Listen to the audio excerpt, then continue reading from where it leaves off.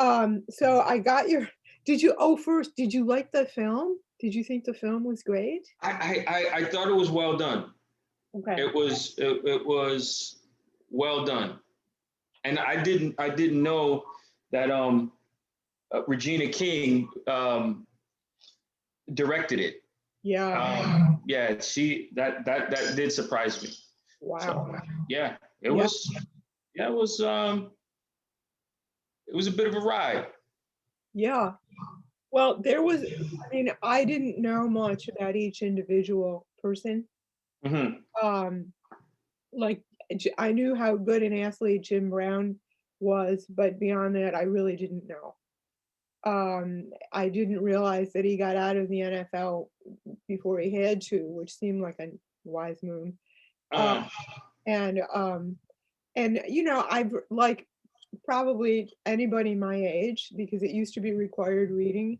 Long mhm. ago, I read the autobiography of Malcolm X as told Right. by Alex Haley, you know, that one.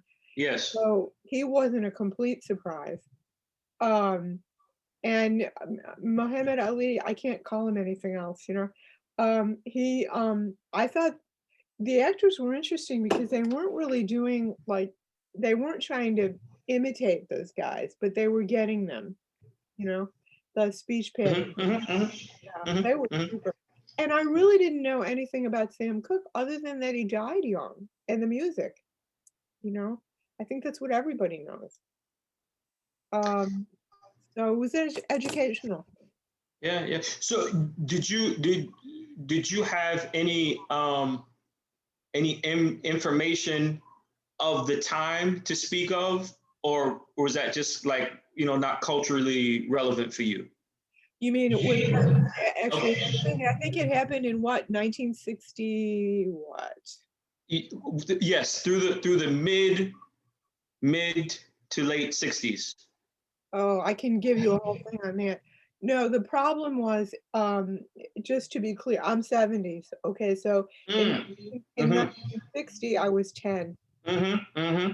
My parents did not, you know, put the evening news on because of the time that my dad got home from work and supper and all that. So we were not the household that was listening to Walter Cronkite. I don't think my folks ever saw the images of Birmingham or anything like that. Wow. No, I know. They were really, you know, they got it maybe from the newspaper, but I'm sure it was all really kind of far away for them. And you know, I'll just say this straight up. I mean, I had, you know, white working class parents who had all the racism of their upbringing, you know, Mm-hmm. Mm-hmm. and you know, what's who's in the neighborhood, you know, and all this stuff. And most of I would say 99% of their lives, and mine certainly through a large part of it, they just didn't have any contact with anybody who wasn't white. Right. Right. So, yeah, I don't know. I don't know that we could expect for it to be otherwise, because with the forging of all of this, media tends to, I think, bend the scope of reality in that space. yeah, But it is what it is. yeah. I your honesty on that is what I believe to be more people's experience than are letting on. Oh, I'm no, well, I keep saying if you're my age, I think that has a lot to do with it. Mm-hmm. We in 1960, my parents bought their own house. It was a big deal. Mm-hmm. The way they bought it was my grandfather, my mom's dad, you know, he had a store. My father did not go to a bank for the house money. My Mm-hmm. grandfather loaned it to him, probably interest free, and my Wow. father paid him back in full over time. Wow. That's how they got their house. And you know, my mother stayed at home. My dad was working a factory job. That's what they did. We moved, when we moved there, we were a block away from our parish church, which had a school. So that's where we went to school. And because of Buffalo it's less bad now, but it's very de facto segregated, you know. So we went from an Italian neighborhood to an Irish neighborhood, and that was a big, Ooh, that was a big deal. ooh, ooh. But it Oh was yeah. all white, you know, it's all the same. It was white. So the school was all white. Now, this, having said that, they then sent me to, I was this shy little person and everything like that, and they sent me to a Catholic all-girl prep school where I really wanted to go. And that had like 2 or 3 Black students in it, but not many. But that's where I got the counter narrative, which I already knew the stuff that I was hearing at home was not right. I knew that, you know. I mean, we were going to church. So in school, I got history and I got the counter narrative about what was really going on. And then Counter narrative through what means? Through through, just like social interaction? no, through the teachers. Oh. These are nuns who like know what's going on. They Hmm. were great, very progressive people.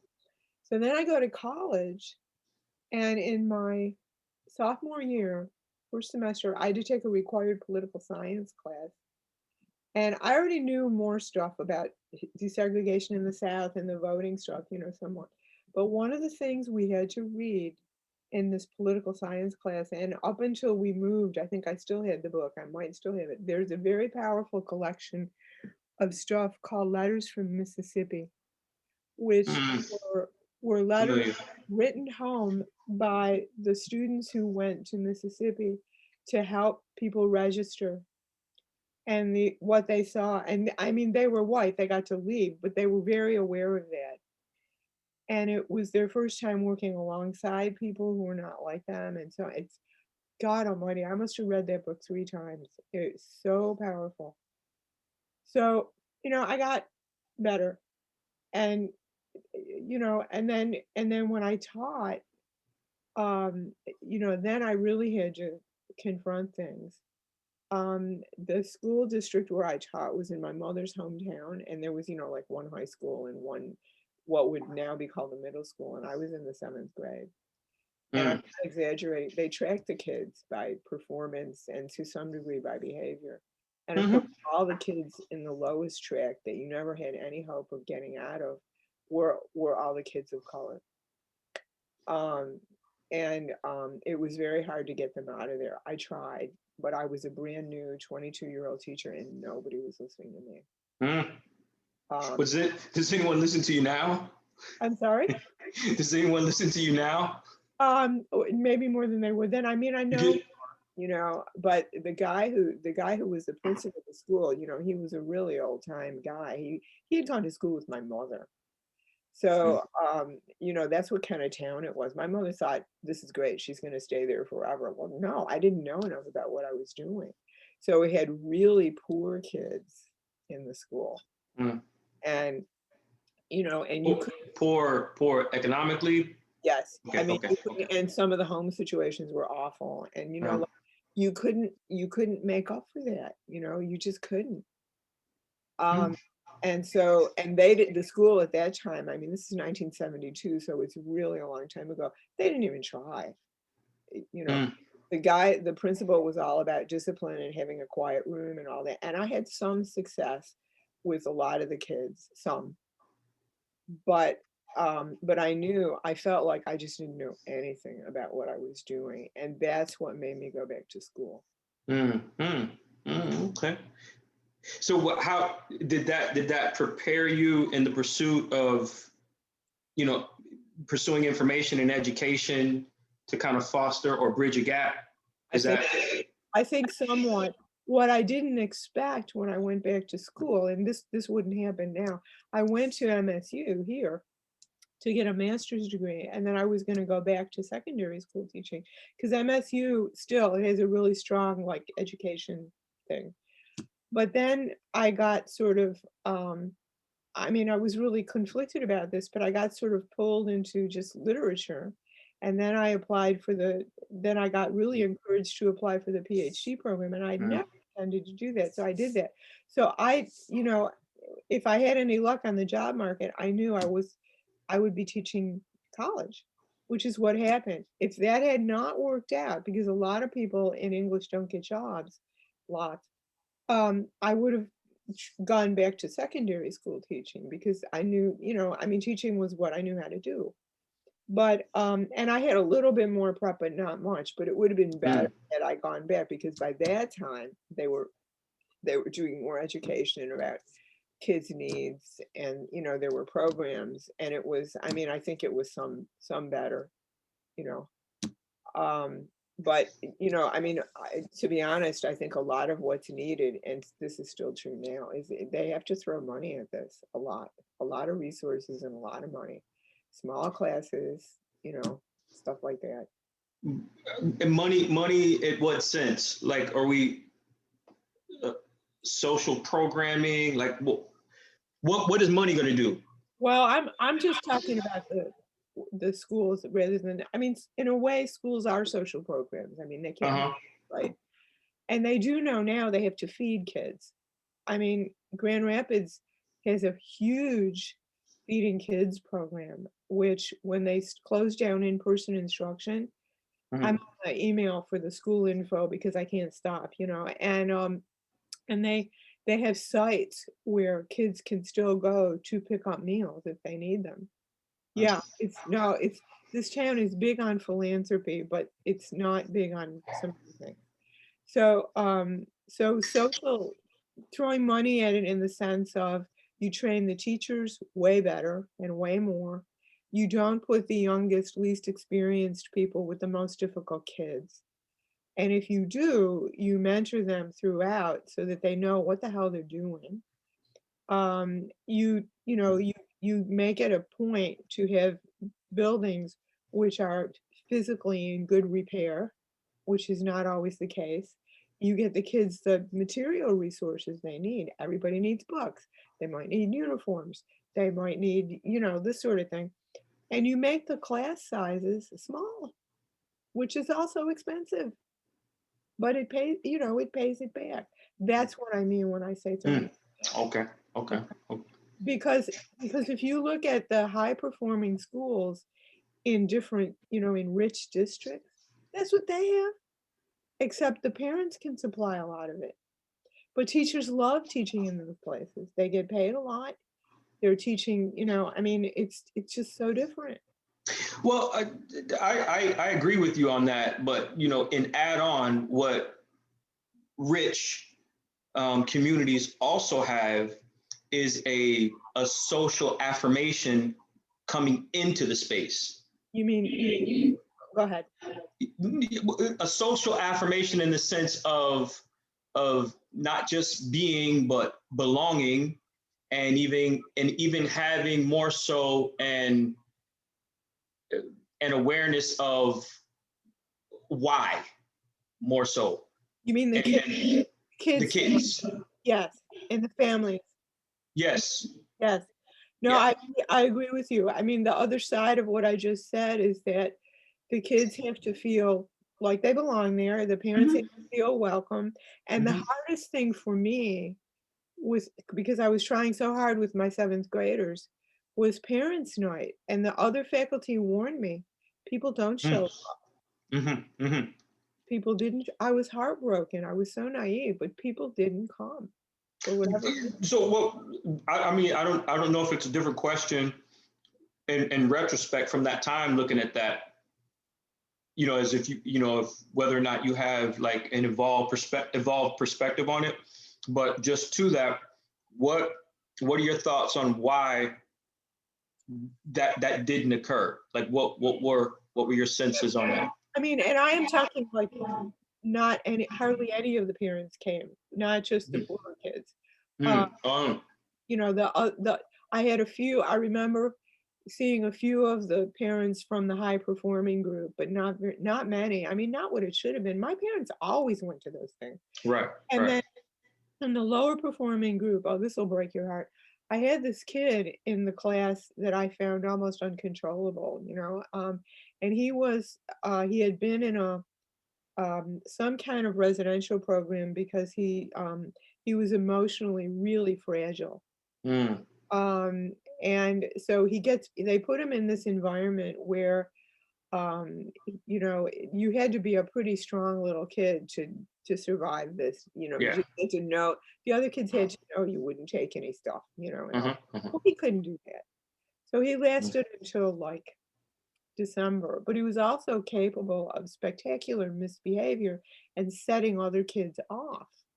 And so the way I got him to behave for a while was I was giving out these pieces of paper, this form that I made, and I would give them at the end of every class, and I would say, today, so and it was filled in, you know, did the work, behaved well, you know, was, I had some name for it that made the kids feel special, you know. I mean, and this was I was, you know, it was a crapshoot, but it was praise instead of you know, reward for the good behavior. Mm-hmm. And you would be surprised that, but even with some of the worst kids, it went a long way. And they would take them home. And the mother of this kid came to see me and she said, you know, wow, this is a really good thing. He loves getting these. And, you know, it was a big deal. That said, this kid didn't make it past December. He had to, you know, he just came apart after a while and he went back to where he was before. I Mm-hmm. think what it was, I mean, he's like 11 or 12, and I think what it was his dad had died. I didn't have any info, and I think that was, you know, traumatic enough that he just came apart, you know. Uh, Mm-hmm. so anyhow, so that was one little thing that sort of worked, but I felt bad about not seeing any of the parents, you know. Was that like just like the space you're talking about? Is that like right around middle school or in preparation for middle school, right around that space? It was seventh grade. This So, particular school had some sixth grade kids, and they had seventh, and they had eighth, and then after that, the kids went to the high school. well, question. I mean, you hit me with some good stuff to look at. I was thinking the conversation was going to go another way, but I'm loving where this is because I'm curious, as you know, being a coach and dealing with youth in that space, both in youth ministry as well as an athletic football coach. You know, and there's just a range of young people that I engage in that space. But for me, in my noticing, and I wonder for you if you have a similar noticing or maybe something different. But in that space, as you mentioned that the young man and his challenges, it brought to mind my noticing the awareness for young people in that space, the awareness of the quality of cruelty one to another. Oh, They I noticed that they really develop a, I mean, if you know, if it's inappropriate to context, it is what it is, but it's, you know, the term that I have for right now, but there's an appreciation for cruelty in that space. yeah. And yeah, so did you notice Oh, that? listen, I was so sheltered. I was taken aback Uh, how mean those kids were to each other. There was, you know, I mean, I couldn't believe it, and I had no idea how to, but I mean, they just had, when they came into the classroom, there was just, you know, there were kids who just radiated hostility at anybody uh, who was within about 5 feet. uh-huh. And when they would get together, it was like to, you know, to act out or to fight and to, you know, and this will tell you how old I am too. That was the first setting in which I actually heard people use the word motherfucker. And then I got used to hearing it, you know. But I was, the first time I heard it, I was like, I couldn't believe it, you know, like, oh my God, these are kids, you know. Uh, Some of the kids I had in seventh grade, you know, they had been held back. And so they were physically, for seventh graders, yeah, yeah, yeah. some of them were kind of large. Mm-hmm. Now, at the time, I think this was legal in New York State, but I think even if it weren't, it wouldn't have mattered to the high school principal. They hired me at age 22, right out of college, because they could hire me for the lowest salary first salary step. And because I was female, they were looking to hire more women teachers for the school because the school was mostly men. So I go in, and I was larger than I am now, but I wasn't taller. So I'm not physically imposing. I'm obviously not somebody who's going to hit anyone, which the other people were doing. Mm. Or they would threaten, or they would throw the furniture around and stuff like that. And boy, that apparently was the way you kept your class quiet. Well, I could barely raise my voice, I'm not a yeller. And so I was at a real disadvantage that way. I look now, and I mean, I didn't have a good way to project authority in that setting. But I didn't know how to stop those kids from being so nasty to each other. That's interesting. When you coach, you probably coached a big age range of kids. Yes, it's a matriculation because you tend to move with the group of kids. Oh, I see. Yeah. Yeah. So and that's in coaching. And I guess that would also apply in youth ministry because every summer they're newer. Yeah. So, yeah. So yeah. And yeah, and I just, I watched that track, and I just found that middle school space to be the most challenging, and well, even more so in my experience, because I also recollect my own experience. I don't know if I would qualify as one of the nicer human beings at at 12, 13, 14. I was pretty horrible accordingly to, but it was kind of celebrated in that space. I was smaller, but I was also athletic.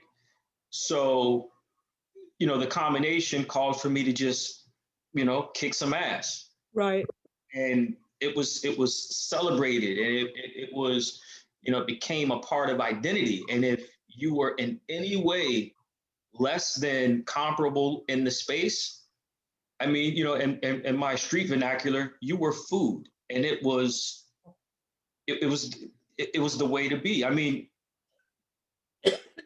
Yeah. so and yeah, and I so looking at that through my experience in coaching, it brought an awareness to me as to, I looked at a number of reasons as to why this was. More so because of at least for me, there's no bridle on behavior where responsibility has any say so in the matter. You're a kid, and you're expected to be a kid, but then you have a level of lived experience, especially for kids in that space that come from more challenging environments and spaces. Right. Things have to be learned a bit quicker in order to be, to withstand just the environment itself, just to withstand the environment, let alone to thrive. Yep. So, which costs more. Like I said, I had to kick a lot of ass. I had to. I'm sure. Yeah. So I was I was sensitive in noticing that space, just kind of looking at my own space, and then being in the space with, this age group. Yeah. And then thereafter, I noticed there was a little bit more empathy, if we could call it that, but more so sensibility. I think things, you get into relationships, meaningful relationships, and then they set the course for values. Mm-hmm. So, I mean, that's just some of my noticing. I don't know how you see that. I think, well, no, I think you're right. I think it comes down to, in some cases, resources again.